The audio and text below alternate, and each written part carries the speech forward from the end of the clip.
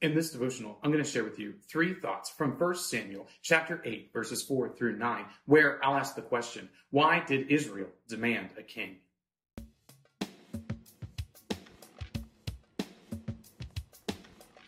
First Samuel chapter 8, verses 4 through 9 says, Then all the elders of Israel gathered together and came to Samuel at Ramah and said to him, Behold, you are old, and your sons do not walk in your ways. Now appoint for us a king to judge us like the nations. But the thing displeased Samuel when they said, Give us a king to judge us. And Samuel prayed to the Lord. And the Lord said to Samuel, Obey the voice of the people in all that they say to you. For they have not rejected you, but they have rejected me from being king over them, according to all the deeds that they have done, from the day I brought them up out of Egypt, even to this day, forsaking me and serving other gods. So they are also doing to you. Now then, obey their voice. Only you shall solemnly warn them and show them the ways of the king who shall reign over them.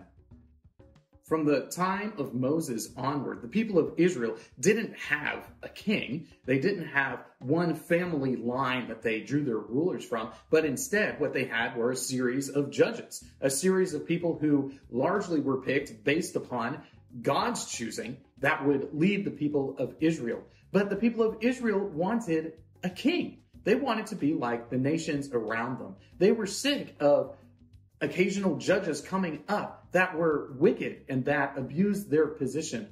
And ultimately, they rejected God as their divine ruler. And this is why they demanded a king.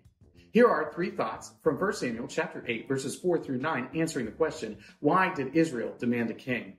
Thought number 1, abuse of power. Samuel was a good judge. By all accounts, Samuel is doing an excellent job leading the people of Israel.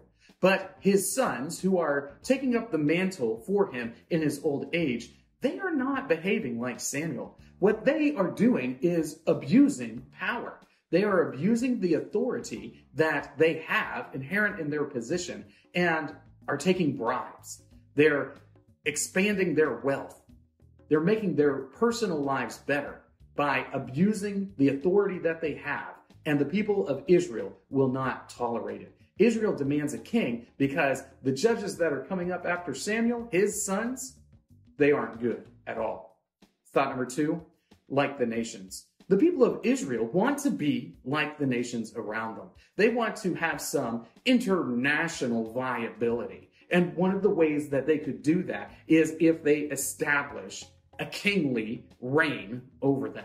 If they have a singular ruler who is over all of these tribes, then they would look more like the nations around them, and they would gain some credibility on the international scene. They would be taken a little bit more seriously because instead of a ragtag, disparate group of tribes, they would be a singular nation under one individual's authority. They want to be like the nations around them. They want to have the same advantages, and they think that this is going to do them some good as a nation. But what they're going to quickly find is that having a king isn't all that it's cracked up to be. Thought number 3, rejection of God.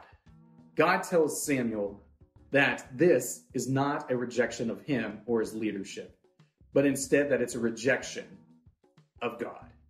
God tells Samuel that the people of Israel have constantly been rejecting him from the moment he brought them up out of Egypt. They have chased after other gods. They have wanted to do things like the nations, and they didn't want to be the distinct people that he had set them out to be.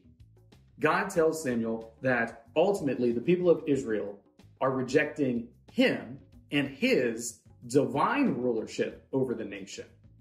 As they had already done in worship time after time, they are now seeking to do the same thing with their regular leadership.